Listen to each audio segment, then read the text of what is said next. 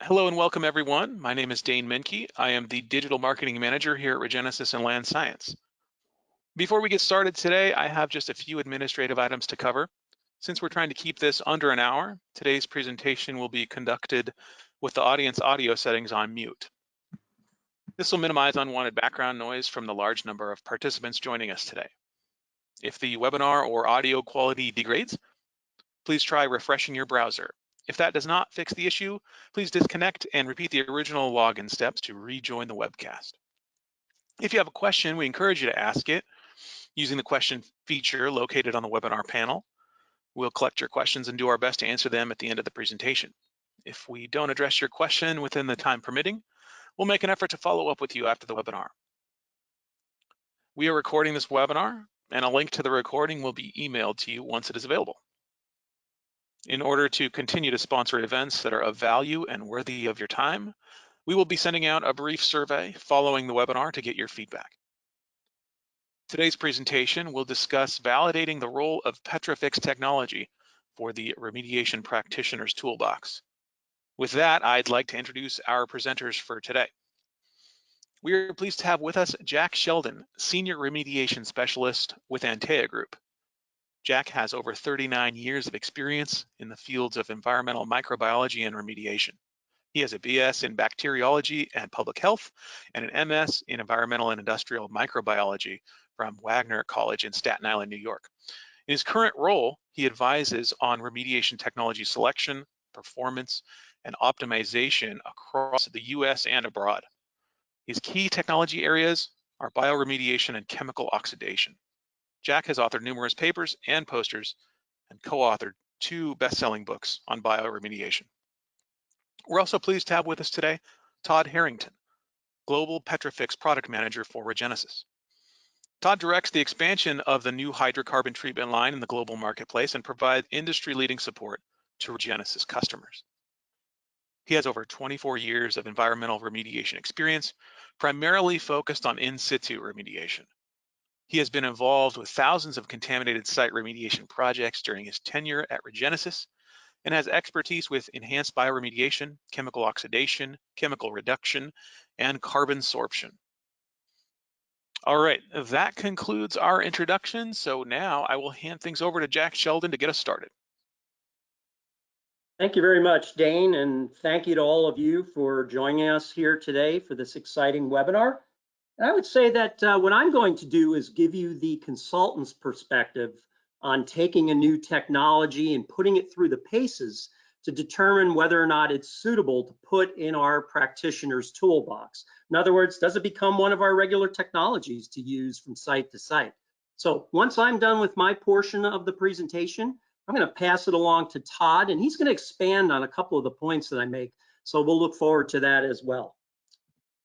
So let's start out with the fact that carbon sorption products, injectable ones I'm talking about now, are part of people's toolboxes at this stage of the game. These products have been around for more than a decade. There are several different products that are in the marketplace.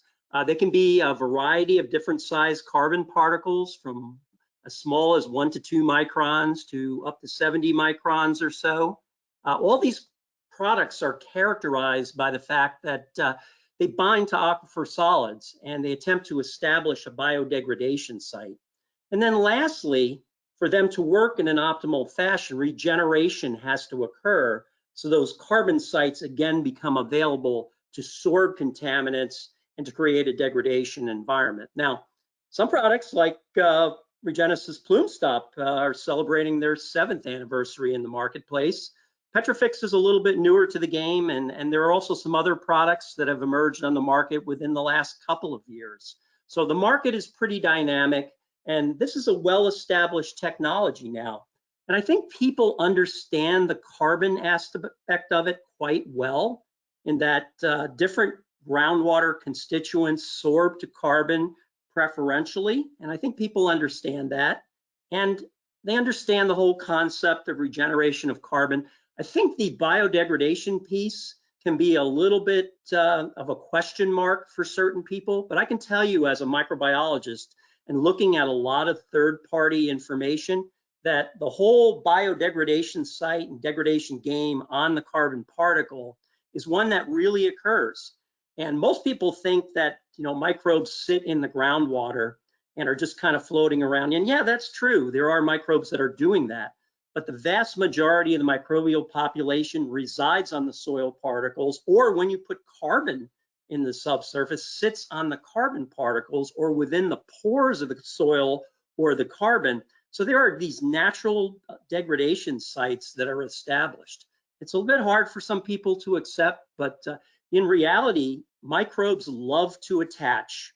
And as a result of that, they form these thin biofilm, whether it's on soil or it's on carbon particles, and they're perfect bioreactor sites for degradation to take place. These biofilms are actually layers of various microbial communities that interact with one another, and you can have very diverse microbial populations within those biofilms, and nutrients come in and out, and contaminants come in and out, and they become a very dynamic site. So that's very, very real when one places carbon in the subsurface.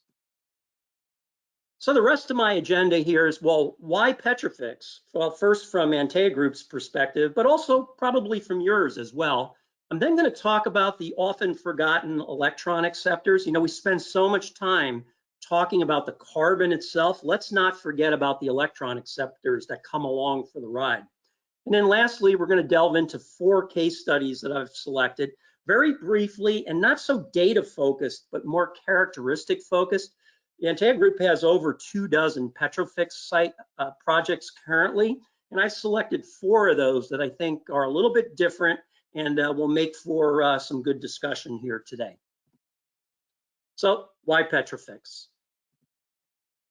Well, from our perspective, I think it is a product that is well suited to low to moderate mass scenarios. That doesn't mean we haven't cheated it a little bit in some cases and kind of pushed it into a little higher mass scenario and have had good results. But you'll notice what you don't see on here is LNAPL. And if you are actually considering PetroFix for an LNAPL site, then I think that's a conversation you have to have with Regenesis before you push forward on that. In our broad array of projects right now, we do not have a single project that utilizes PetroFix with LNAPL. Also, from our perspective, it's easy to apply PetroFix in grids, in barriers, in excavations, and we always hesitate to use the word easy because even the most simple things in our industry can be challenging. And when I say easy, I mean just in terms of its ability of the PetroFix to get into the subsurface and to stay there and to minimize or eliminate daylighting. I think that's a real valuable characteristic. Probably the most important one is that PetroFix is applied on tight spacing. And let's face it, those of you that are consultants out there like myself, we like to cheat the radius of influence quite often. If we feel we need a 7 or 8 foot radius of influence, well, don't we all have a tendency to want to push it to 10 to maybe eliminate a few injection locations, maybe just cheat it ever so slightly? Well, the nature of PetroFix is such that it drops out of solution very, very quickly within close proximity to the injection point. So the tight spacing becomes a tremendous asset with this technology in terms of creating more complete distribution and avoiding gaps in between injection points. I think that's critical to success on any given project. So again, why is this product useful for Antea Group? Well, we love the concept of it providing a subsurface filter. The ability to stop a plume in its tracks and be able to allow degradation to do its job. Also, we love the fact that it's injected under low pressure. I guess I said earlier, carbon products, some of them are slurries, some are liquids, some have to be injected under high fracture pressures. Well, this is one of those that's injected under low pressure and low flow. So it goes into the subsurface easily. And the fact that it's infrastructure safe. We work around a lot of utilities and a lot of other types of infrastructure where harsh chemicals just won't do the job. So we need something that's more benign, and PetroFix fits that bill. And then the concept of managing back diffusion and just, the movement of contaminants in and out of the soil matrix, to have something in place like PetroFix to be able to manage that condition becomes really valuable on a site prevents rebound from occurring, and really will help drive a site to closure. And we like the fact you can get fast results with PetroFix. It's not uncommon for us to see rather immediate results. And when I say immediate, within 30 days of injection or 60 days of injection, and then to ride that out a little bit longer until we actually reach our desired endpoint. So that's a nice attribute of this technology as well. And of course, the electron acceptor package is one that I think is really useful for many, many sites. The fact that Regenesis has incorporated nitrate and sulfate together, that is a powerful electron acceptor package. You know, we're all conditioned to think petroleum and oxygen, and that's well suited to many sites. But that electron acceptor package that uses both nitrate and sulfate, that can really be a strong electron acceptor component and really drive degradation. So how about the electron acceptors? Well, let's get into that for a minute. Now, my firm, Antea Group, has pioneered the use of sulfate for many, many years. One of my former colleagues, in fact, was one of the original patent holders on the injection of magnesium sulfate, or Epsom salt, for petroleum hydrocarbons. And we were very successful with that technology and being able to apply it across the country. Now, nitrate and sulfate are naturally present in the subsurface at many sites. They're also very soluble, so when you add them, you can add them in relatively high concentrations. Most sites abound with sulfate-reducing bacteria. It's very rare that I test the microbial profile on a site and don't find robust populations of sulfate-reducing bacteria. You know, nitrate or denitrifiers, maybe not quite as abundant on sites, but the interesting thing about nitrate as a chemical is that both aerobic and anaerobic bacteria can utilize it. So once it goes in the ground, it can be readily utilized.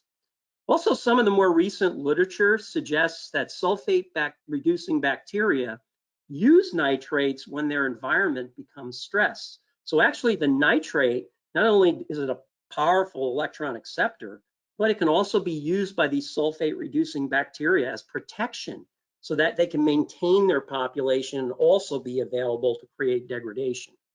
And the use of nitrate and sulfate has been proven at hundreds of sites, mostly sulfate. It's a little bit harder to get nitrate approved in some scenarios, but certainly been used in Canada. We've been able to get nitrate approved in various states at various times across the years. So the combination of the two, again, is quite powerful.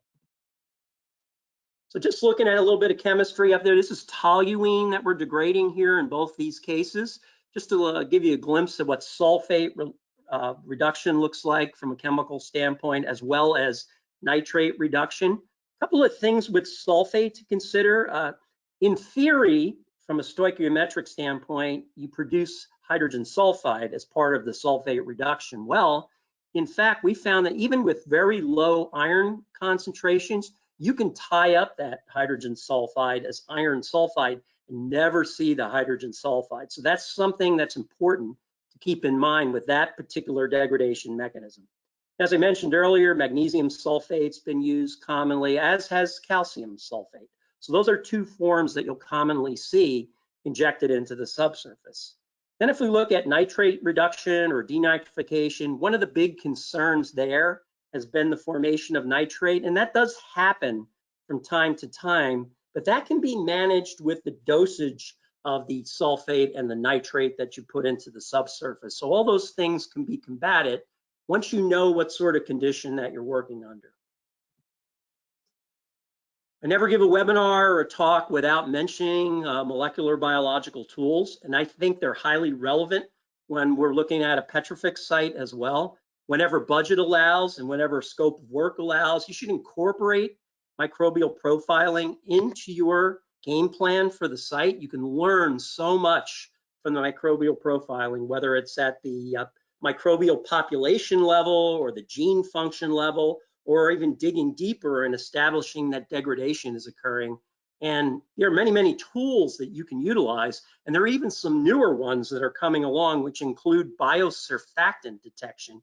Yes, in fact, microbes do create surfactants that they actually use to degrade constituents off of soil or off of carbon particles. So those types of tools are evolving, and they're available to you in the marketplace. So let's jump into our case studies now from 1 to 4 here. And they're each, as I said earlier, a different type of site. So here's site number 1. And this is a PetroFix application in an excavation. If you look on the slide here, you'll see the field staff. They're preparing to inject a bit more of the PetroFix. And you can actually see the field staff painting the walls of the excavation.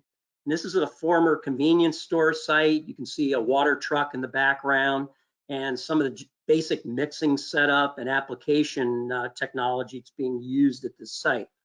So why, might you ask, are we treating this excavation all the way to the surface? Well, throughout the history of this particular site, there has been contamination at the surface.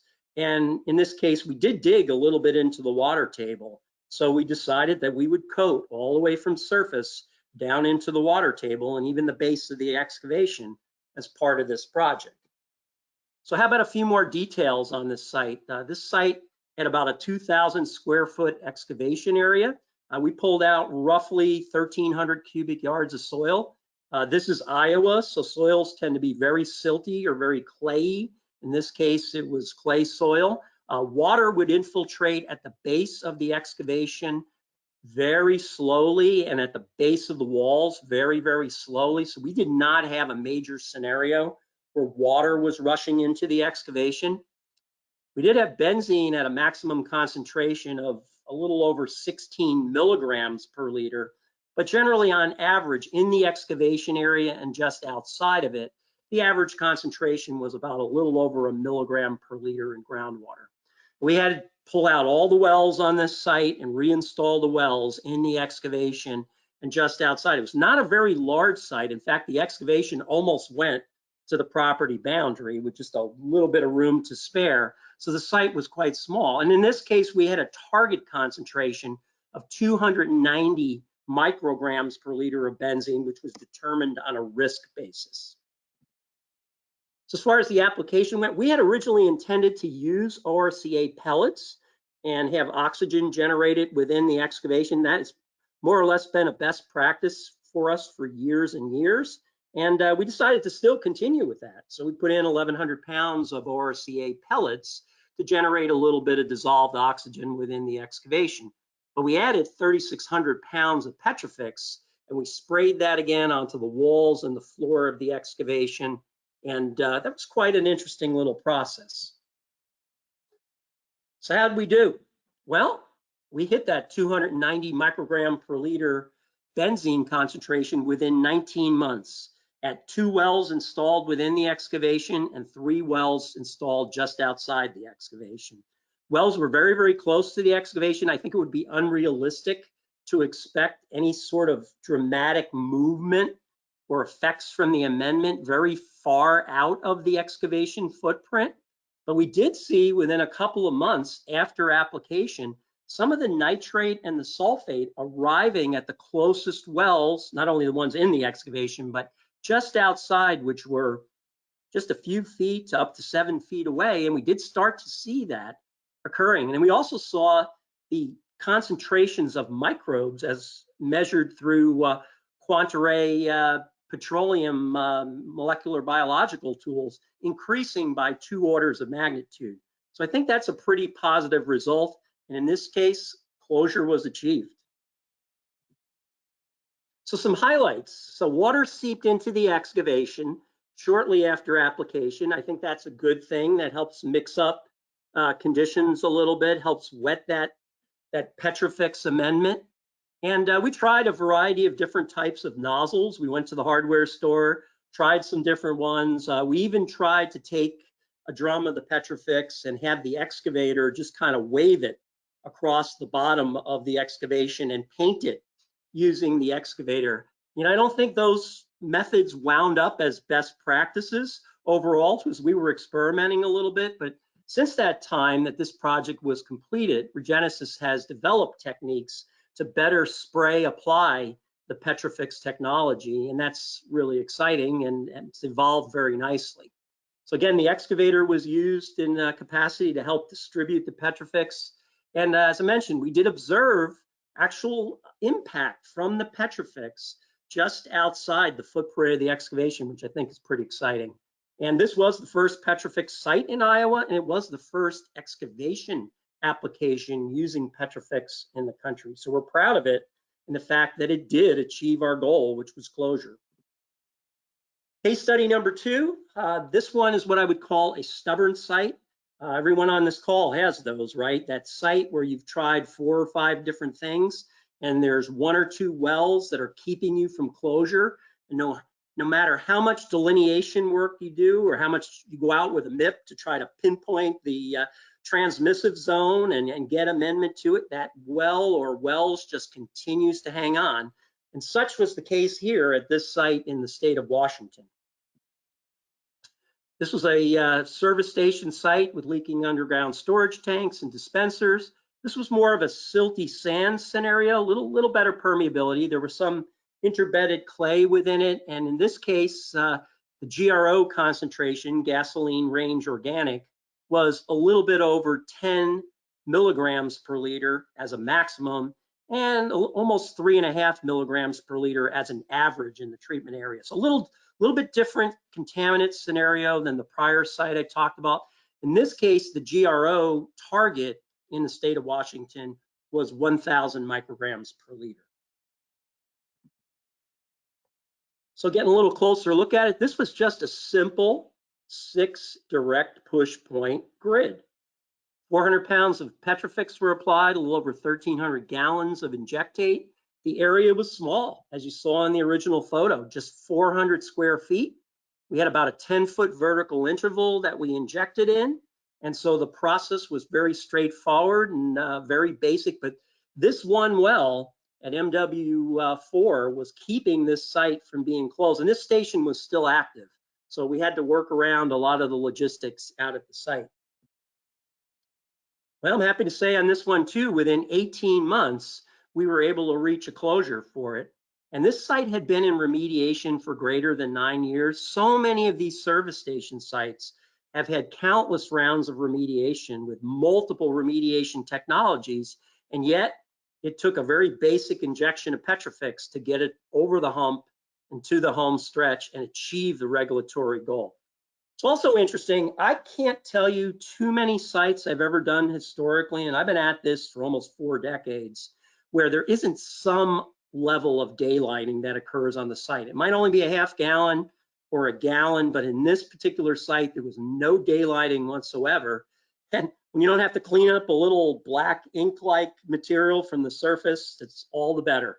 And that proved to be a very important point on this site.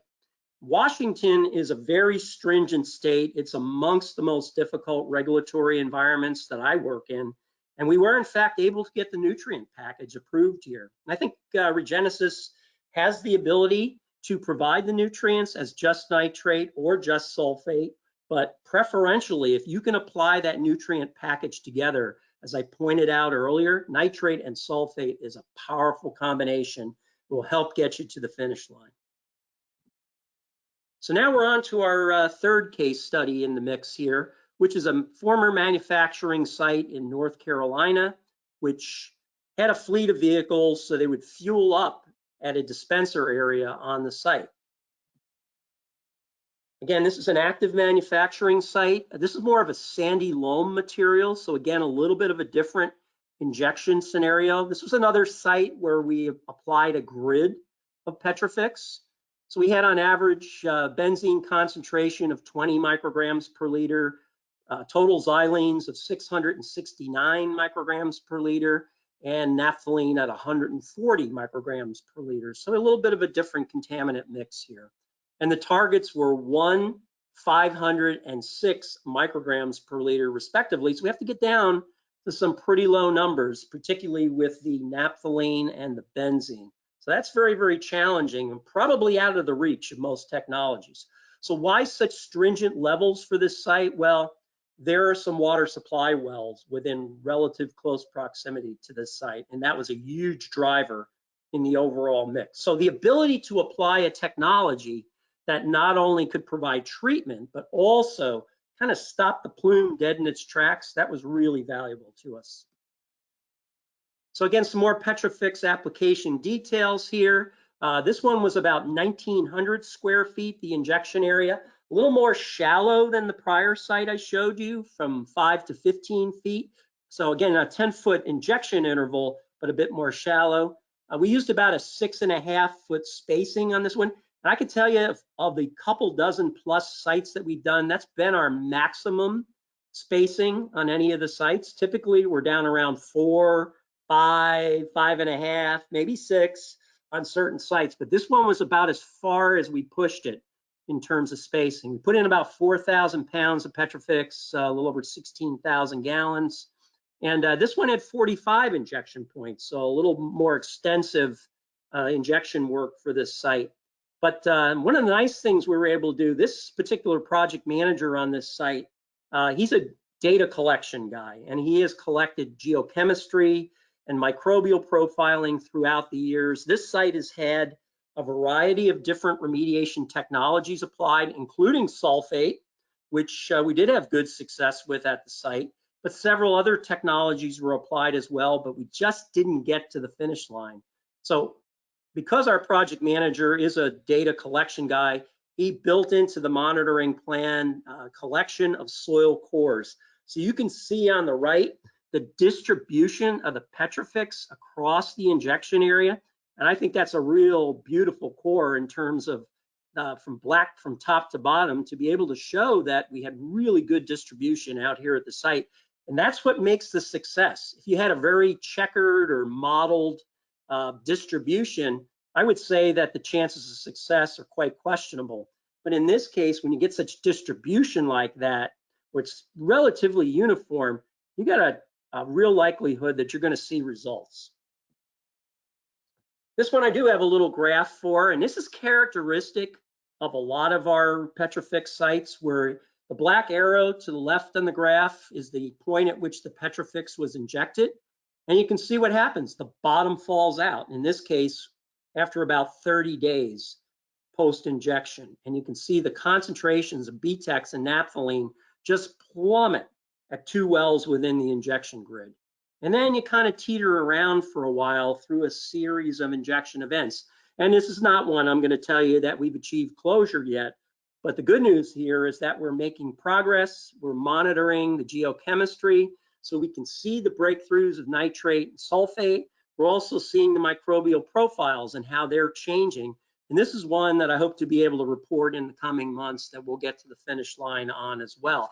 But this is very characteristic of what a graph looks like from PetroFix site to site. Now, that first lag period might be 30, might be 60 days, might even be 90 days for some sites. But the bottom line is you get the bottom drop out, and then you get this nice little gradual march to your endpoint. So a couple more performance highlights here. Again, my project manager here, he's a data collection junkie, and he's tracked the microbes for years. So I think we're going to be able to learn something interesting from that. This site has been remediated since 1985. And wouldn't that be a luxury for our client to see this thing close? That's a long time for remediation. And there's lots of sites out there that are in that boat. So perhaps PetroFix is the answer for several of those.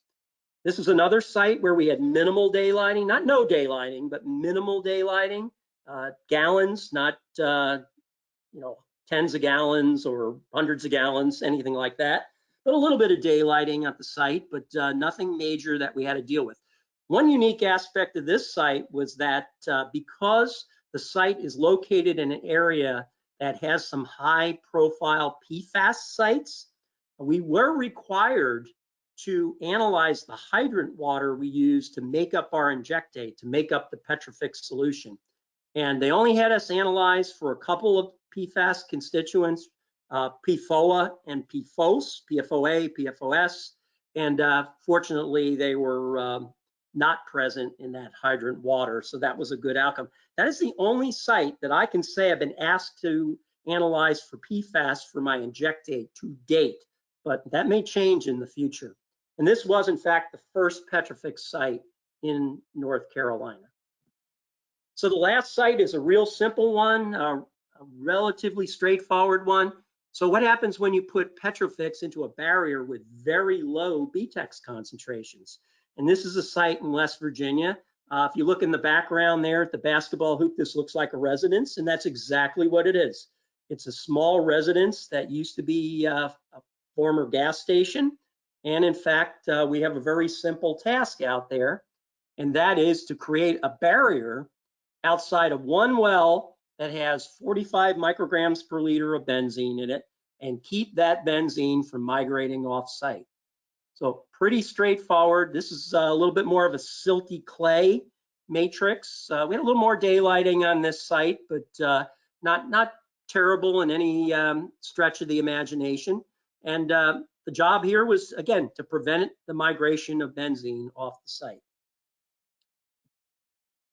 So this took about 1 year to meet the goal. We got a little bit of the PetroFix that actually found its way temporarily into the well.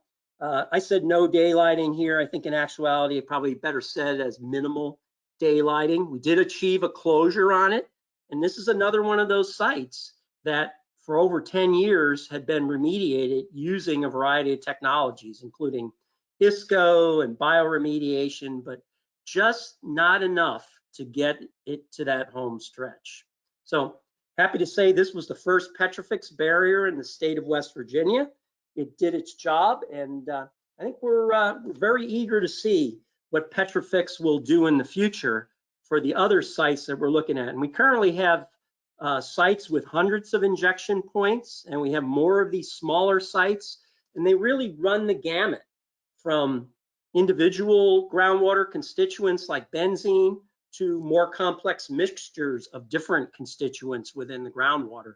So we're eager to see where PetroFix takes us as time goes on, but without question, it's been established as a real tool within our remediation toolbox. So with that, as we transition to Todd, I'll just leave my contact information up for a bit, and I'll look forward to joining you for the Q&A session in just a little bit. Todd, all yours. Jack, that was great. Thank you very much. I was excited to hear you run through that, as hopefully our clients were. It's just been great working with you, and glad you'll be able to join us today. I'm going to talk probably around 12, 13 minutes, hopefully, to wrap up. What I wanted to do was spend some time just highlighting and emphasizing maybe some key points, some questions that I was imagining that people might have on the back end of Jack's talk. And then certainly we'll have a healthy amount of time for some Q&A, for this webinar. All right, so Jack did a great job really already emphasizing the points that I had put together here. Some of the key benefits of PetroFix that I think are going to, be attractive to most consultants, and really modifying the aquifer so that you're using this product to turn it into a purifying filter that's evenly distributed, so you can get those fast and persistent results so you can treat back diffusion. And this cartoon on the upper right is really what you want your subsurface to look like, where you've got PetroFix material distributed in the aquifer itself.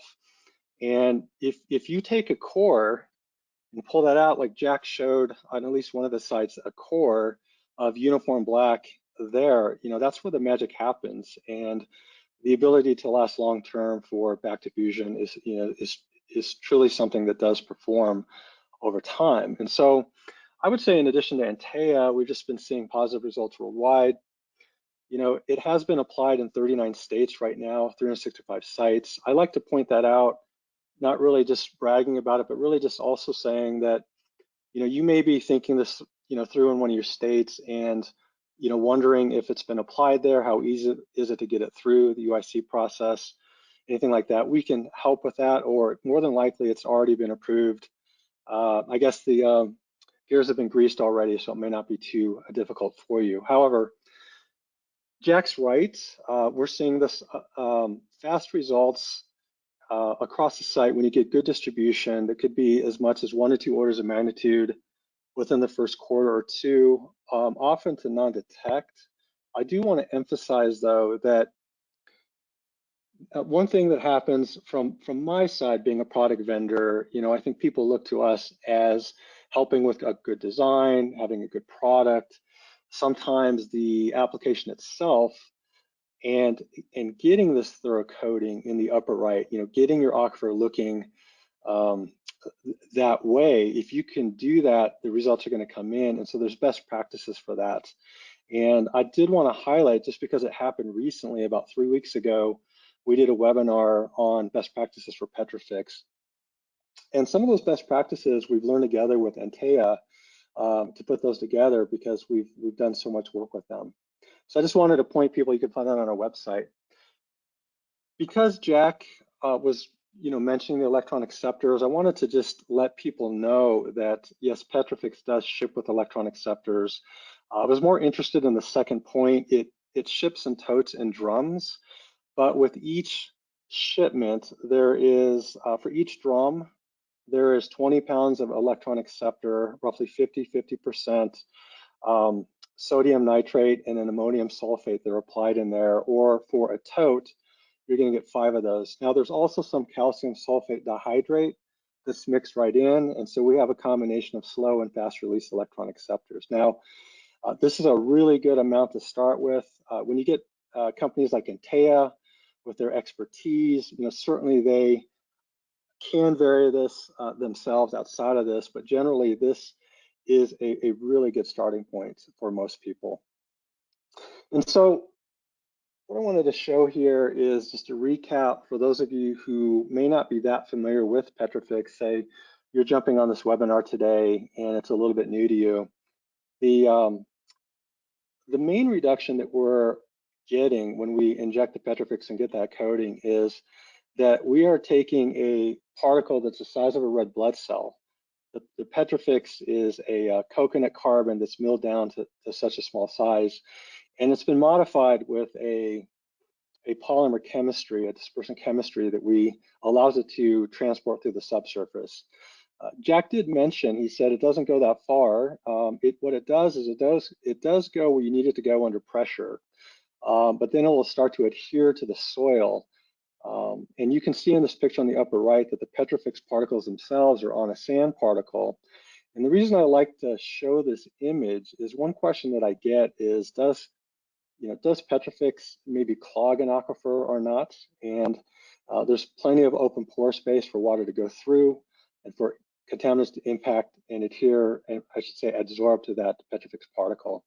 And certainly, I had this graphic out of timing a little bit, but we're adding the nitrate and sulfate there packaged so we can get that stimulated anaerobic biodegradation, which then regenerates the carbon sorption sites in a repeating cycle. So technically, you could actually go out in a site that has maybe experienced additional contamination, or if there's long-term performance that you want to guarantee, you could go out and just reapply simple, inexpensive electron acceptors to keep that regeneration cycle.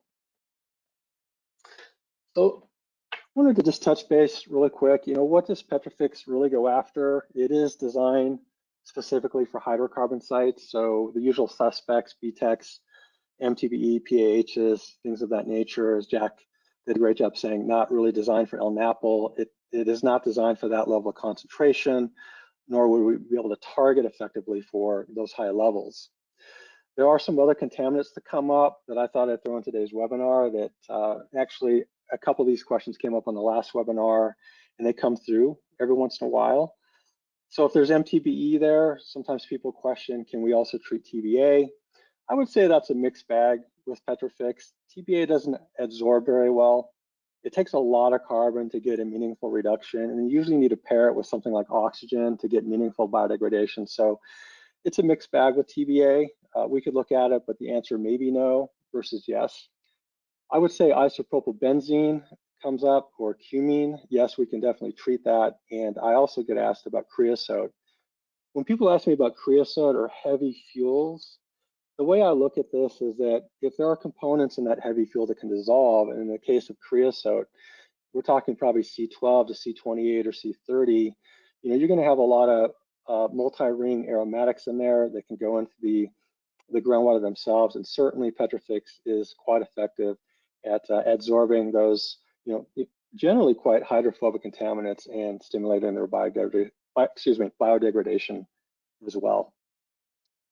So moving into some other highlights, Jack covered the three main application approaches that we see 95+% of the time. You know, if you have to go after a source or a plume, whether it's it's treating a well that's at the back end of a large mechanical system where it's not performing, or whether it's a very large grid, 20,000 square feet, that, we see the gambit, and also excavation and barriers. In this case, these cartoons are showing direct push, but, PetroFix is very flexible as a technology because it's non-haz, it's non-corrosive, and it injects like you're injecting a diluted ink. And so, with direct push, that's probably the most commonly applied approach that you would be considering, or that we would consider with you. And probably the max depth you can go with that is maybe 80 feet. I would say practically it's under 50 feet is the working depth range for direct push on most sites. If you needed to go deeper, you could use injection wells, and that is a question that I would imagine somebody might be thinking here today, is that you can use injection wells. I would say we would prefer to defer to direct push if you can reach it with a rig, but anything where, say, it's in bedrock or deep, you can use wells, and we do actually have application guidelines available to you for that. So we've seen some very effective well applications or open borehole applications in the bedrock, by the way, say using packer systems, certainly spraying into excavations.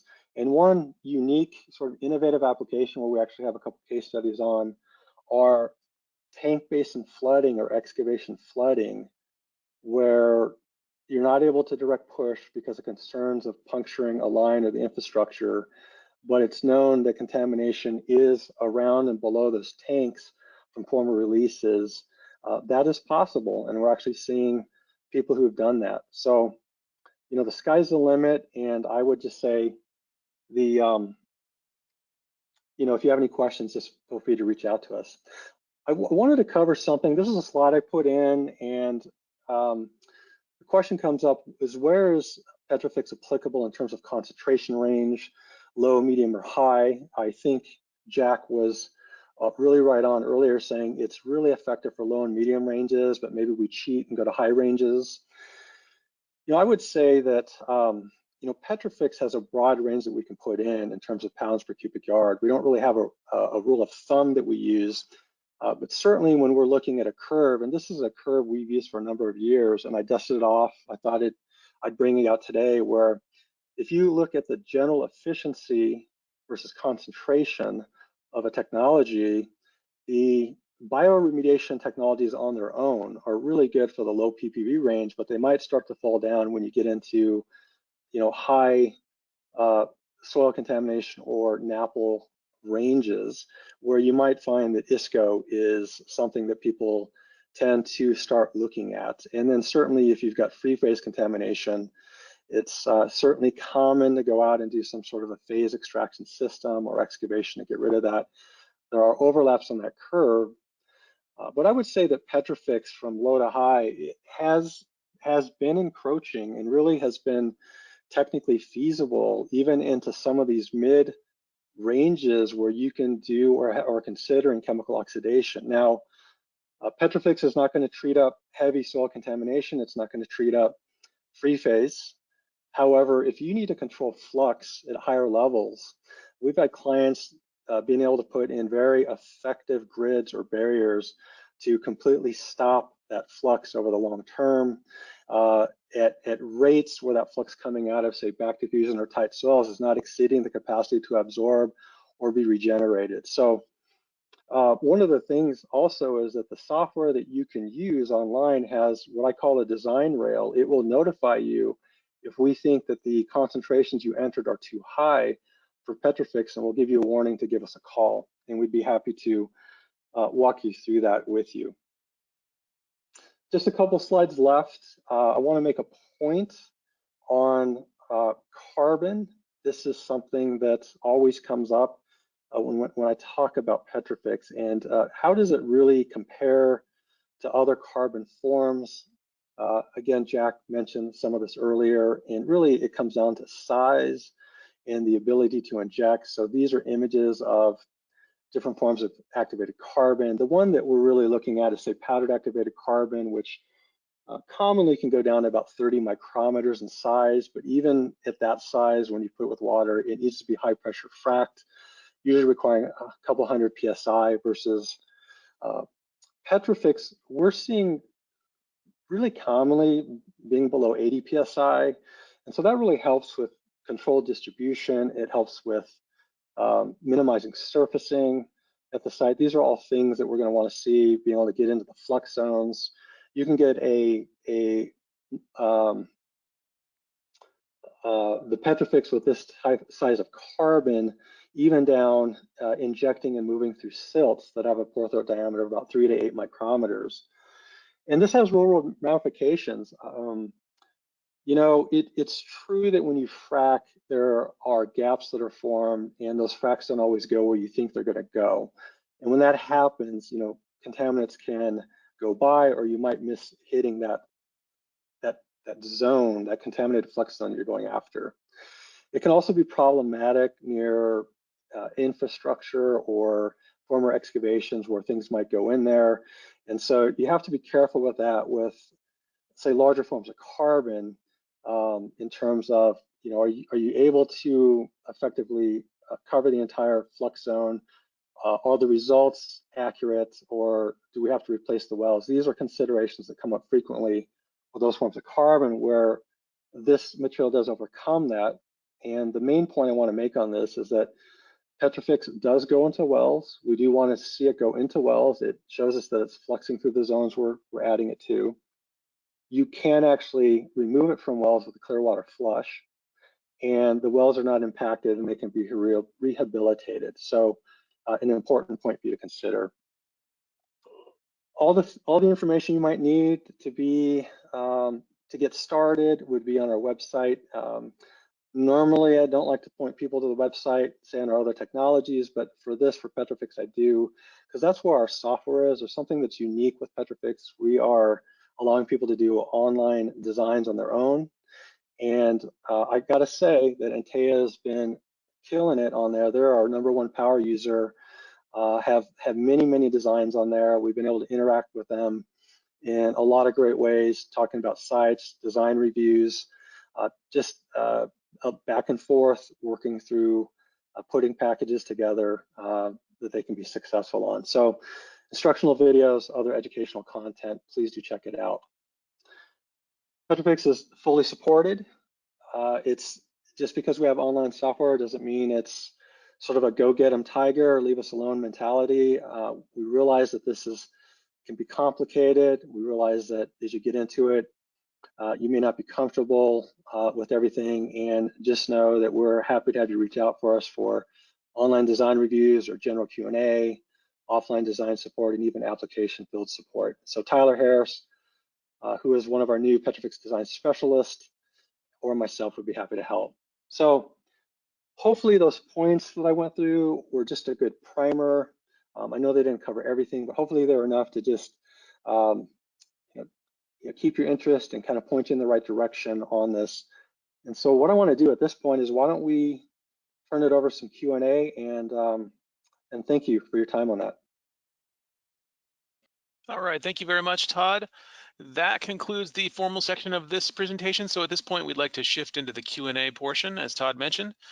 Before we do this, just a couple of quick reminders. First, you will receive a follow-up email with a brief survey. We really appreciate your feedback, so please take a minute to let us know how we did. Also, right after the webinar, you will receive a link to the recording as soon as it is available. All right, so let's circle back to the questions here. The first question is a question for Todd. And Todd, the question is, if PetroFix is in a well, can you elaborate more on when the monitoring well can be used for sampling? That's a really good question, and I suspected that would come up. So PetroFix, as a suspended carbon, it does take time to fully attach to soil. Okay, so it's not instantaneous. Well, it is instantaneous, but for all of it to fully adhere, it's not instantaneous. It takes a few weeks to a few months. So what might happen is, after you inject it, And let's say you're near a well, let's say you're within the theoretical ROI of that well, you could see black water, in that well. Now, a couple things. I would say that in terms of, PetroFix in a well, one way to look at that is that we want to see it there because we know that we're in the flux zones, but you can, and we often do when we do our own, when we turnkey PetroFix applications for people, we'll typically do a clear water flush at the end of the injection event and push that PetroFix out completely out of the wells and the well pack into the formation. Now, you'll still have the coating where it originally coated, but any suspended PetroFix that's still sitting there gets pushed out into the formation. It's optional, you don't have to do it. A lot of people just wait for the PetroFix to fully attach, and that usually takes a few weeks to a few months. We do actually send field test kits out that go out with each shipment, that they're taped to the top of a drum or tote, and you can measure that. You do want to see PetroFix go below 100 milligrams per liter, which has been verified actually from an outside laboratory to be a treatment range where you can safely sample PetroFix and get reliable results that way. 100 milligrams per liter is dark, and actually it's you can still, if you put it into a 40 mil BOA and see through that BOA, that's about 100 milligrams per liter. But hopefully that answers the question. Actually, hopefully that answered the question. All right, thank you, Todd. So here's another question. This one is for Jack. And Jack, the question is, what sites would you avoid with PetroFix? I think, as Todd just pointed out a moment ago, chlorinated sites, that's not within the spectrum for PetroFix. I'd stay out of the LNAPL scenario, obviously. I think that point's been made a couple of times. I think you, with any technology, with any product that's out there, you always have to put it in its best light, right? I guess there's always that concept of pushing the envelope. But that has to be done through careful planning and consideration. I don't think you just go out and do that on your own. So that requires a lot of conversation. But I would say the LNAPL scenario, chlorinated solvents, that doesn't seem to work for me. Perhaps some PAH scenarios where there's not a lot of soluble constituents or more volatile constituents, I might be inclined to maybe think twice about that in PetroFix, I guess, from my perspective. Okay, thank you, Jack. So let's see, here's another question. This one is for Todd, and it is, how long can you store PetroFix? Yeah, interesting. Good question. This actually comes up. We do have some people that want to look at this for, say, spill response, things like that, or get stuck. I've had people ask that who are shipping to Alaska, things like that. So PetroFix is stable for probably around 6 months. Now, we do have recommended guidelines for storage. Don't allow the material to freeze and try to store below 95 degrees Fahrenheit. And if you can meet those criteria for that storage, you should be good to go for at least 6 months. All right, thank you, Todd. So here's another question. This one is for Jack. And Jack, the question is, have you had any regulatory resistance to the nitrate sulfate electron acceptor package for PetroFix?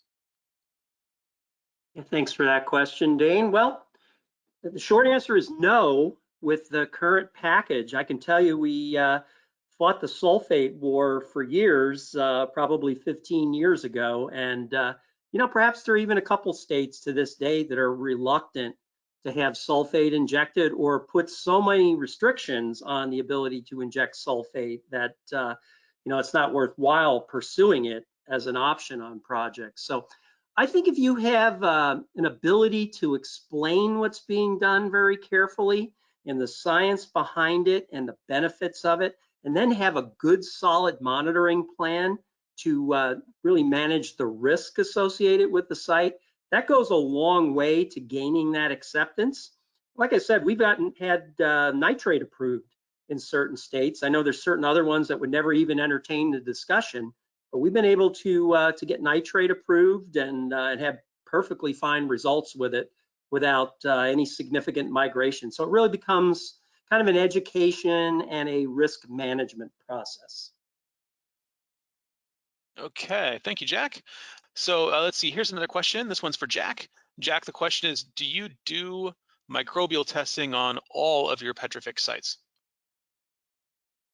I would love to say yes, Dane, to that question, but the honest answer is for certain sites, budget can be an issue, but as often as we can, we place a lot of value in being able to do microbial profiling at sites.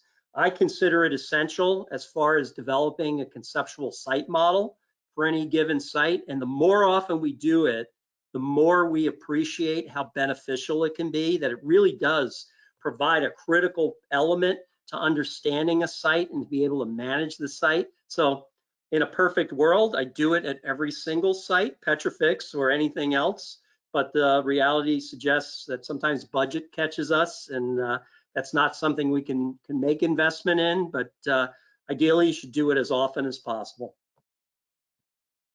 Okay, thank you, Jack. So here's another question. This one's for Todd. Todd, the question is, many projects don't have groundwater issues, but we have unsaturated phase contamination. Does Regenesis see the use of PetroFix in preventing migration or treating contamination in vadose zones?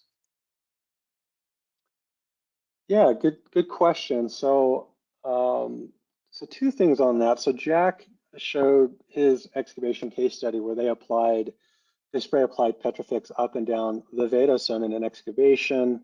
For contamination was there, and also as protection as groundwater went up and down. So that's a really good example that you can, if you can easily apply it and get contact with the PetroFix where the contamination's at. I do get asked about vadose zone. You know, it comes up. It's fairly common on that. And generally, the way I like to look at this is that when we inject this material, if we were to inject it into, say, a sand aquifer, let's just say, and so it's percolating downward pretty quickly, there is a residence time that we need in an aquifer to allow full attachment of the PetroFix. And, you know, as I see it, if we were to inject in, say, sand and it percolates quickly, you're going to get an initial partial coating of PetroFix, and the rest of the material is going to go down. And so it's a challenge to overcome. And then when you get into even more complex environments, it can be really challenging if you don't have water as a medium to put PetroFix in the vadose zone. And so that's kind of a double whammy. So I'm a little bearish, I would say, on vadose applications. I don't usually recommend them. I wouldn't say that we always say no, but it has to be a very specific situation where we know we can get the contact and residence time to get a good outcome. All right, thanks, Todd. So we have another question here. This one's for Jack. And Jack, the question is, have you tried to work outside the parameters of the PetroFix Design Assistant software and increase the spacing of the points? Yeah, I would say to a project now, Dane, that we have not. We have chosen to play by the rules in this particular scenario. I think a lot of the sites that we're applying PetroFix to right now are sites that have gone through years and years and years of remediation. And we're really focused on getting an outcome, a desired outcome to get to closure. So we're trying to stack the deck and really, again, play by the rules, do everything we can to push those sites over the hump. And in many of these cases, like I said, we're over 24 sites now with PetroFix. We're to that last well or two. And if we can get concentrations below standards for those wells, we're done. And our client's a happy camper after 20 years or more. So yeah, we're trying to play by the rules and work within the parameters of the design software. And I think that's paying off. I think we're up to 8 or 9 closures now on the sites that we've done. So I think that's a nice track record. It's great All stuff. right, that's great. Thank you, Jack. So here's another question. This one is for Todd, and it is, can PetroFix change the flow direction of an aquifer? No, we don't expect to see that. The technology is designed to coat and take up a very small percentage of the pore space. It doesn't have a particle size that tends to occlude the transmissive zone. So, you know, we haven't seen that at all actually for plume stopper PetroFix.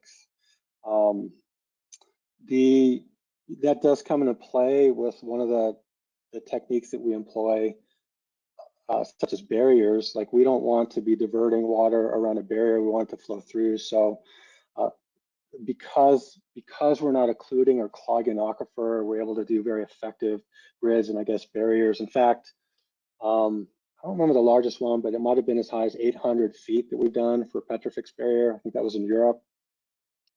So no, shouldn't be a problem. It's not going to be a problem. All right, thank you very much, Todd. So that is going to be the end of our chat questions. If we did not get to your question, someone will make an effort to follow up with you. If you would like to learn more about Antea Group, you can visit anteagroup.com. If you'd like to learn more about remediation solutions from Regenesis, please visit regenesis.com. Thanks again very much to Jack Sheldon and Todd Harrington, and thanks to everyone who could join us. Have a great day.